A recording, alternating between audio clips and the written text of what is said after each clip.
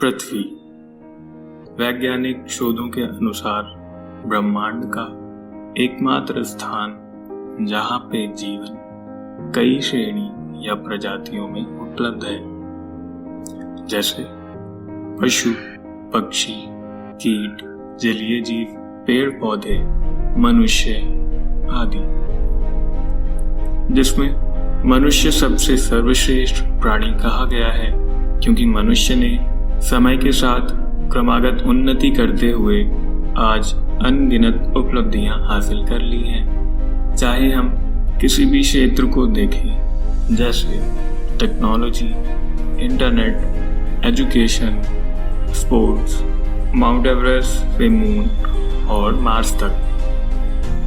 यहाँ पे इन सभी उपलब्धियों की तुलना यदि हम एक साथ करें तो ये सभी एक दूसरे से कहीं ना कहीं बिल्कुल भिन्न हैं।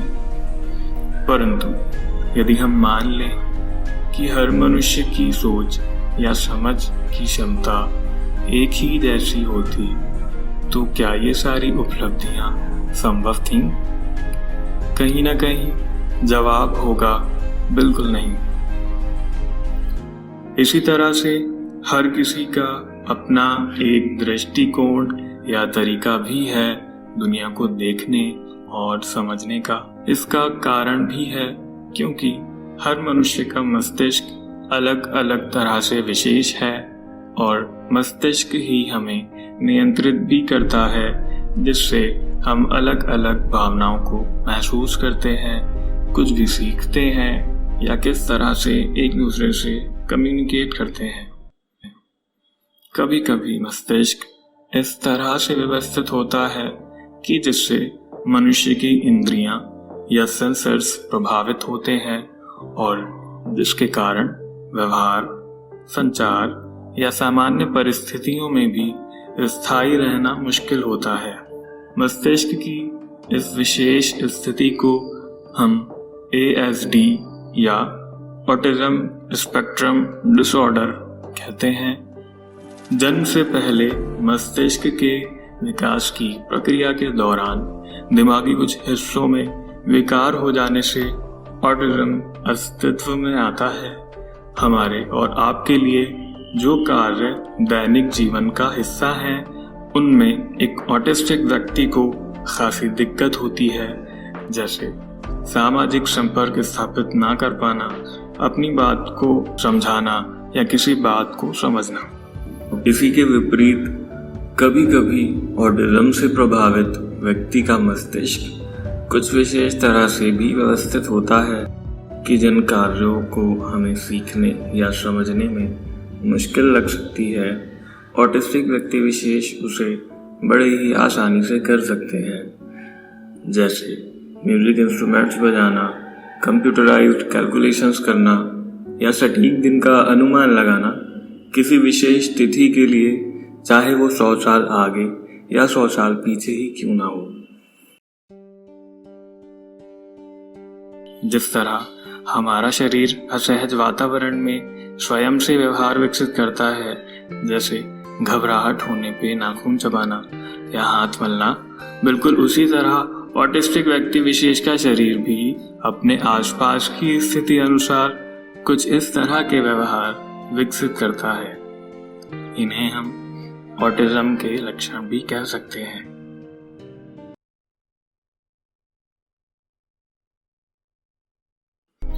भारत की कुल 135 करोड़ की आबादी में से 0.23% यानी करीब 21,60,000 से अधिक लोग ऑटिज्म के साथ रहते हैं। ऑटिज्म किसी बीमारी की श्रेणी में नहीं, बल्कि आजीवन रहने वाला न्यूरो डेवलपमेंट डिसऑर्डर है। परंतु ऑटिज्म से प्रभावित बच्चों को शारीरिक एवं मानसिक प्रशिक्षण के सत्र प्रदान कराए जाते हैं, जिससे ऑटिज्म के सिम्टम्स को कम किया जाता है। उत्तर प्रदेश की राजधानी लखनऊ में ऑटिस्टिक बच्चों के लिए डॉक्टर प्रियंका सिंह जी द्वारा creative mind early intervention centre चलाया जा रहा है। वर्ष 2012 में प्रियंका सिंह जी द्वारा क्रिएटिव माइंड की सबसे पहली शाखा की स्थापना ऑटिज्म से ग्रसित बच्चों के लिए की गई थी। Creative mind early intervention centre पे हम पिछले 9 सालों से न्यूरो डेवलपमेंट डिसेबिलिटीज पे काम कर रहे हैं। क्रिएटिव माइंड सेंटर पे under a one roof parents को सारी थेरेपीज की सुविधाएं उपलब्ध हैं। Occupational therapy and sensory integration therapy, speech and language therapy, special education and behaviour modification, ADL training. साथ ही साथ क्रिएटिव माइंड में हम बच्चों का साइकोलॉजिकल असेसमेंट करते हैं और साइकोलॉजिकल असेसमेंट के हिसाब से बच्चों की थेरेपीज प्लान करते हैं कि बच्चों को किस थेरेपीज की जरूरत है। इसके साथ ही हम बच्चे के सोशल स्किल्स पे और बिहेवियर ट्रेनिंग्स पे भी काम करते हैं। बच्चों के शारीरिक विकास हेतु ऑक्यूपेशनल थेरेपी के सत्र प्रदान कराए जाते हैं, जिनमें विभिन्न गतिविधियां सम्मिलित होती हैं। साथ ही में मानसिक विकास हेतु स्पेशल एजुकेशन के सत्र निरंतर चलाए जाते हैं। बिहेवियर डेवलपमेंट और सोशल इंटरैक्शन के सत्रों के माध्यम से बच्चों में सामाजिक व्यवहार की समझ को भी विकसित किया जाता है। स्पीच एंड लैंग्वेज थेरेपी के माध्यम से बच्चों में भाषा उच्चारण एवं संचार में सुधार को एक विशेष विधि के द्वारा कराया जाता है। यहाँ पे थेरेपीज बच्चों को बहुत ही अनुभवी और पेशेवर थेरेपिस्ट द्वारा दी जाती है। Beauty of creative mind centre की ये है कि हम ज़्यादा से ज़्यादा ट्रांसपेरेंसी मेंटेन करने की कोशिश करते हैं। जो भी प्रोग्राम बच्चे के लिए बनाए जाते हैं उसकी ट्रेनिंग हम पेरेंट्स को देते हैं, ताकि पेरेंट्स को ये बिल्कुल क्लियर पता हो कि उन्हें घर में बच्चों के साथ क्या क्या काम करना होता है और कैसे करना होता है।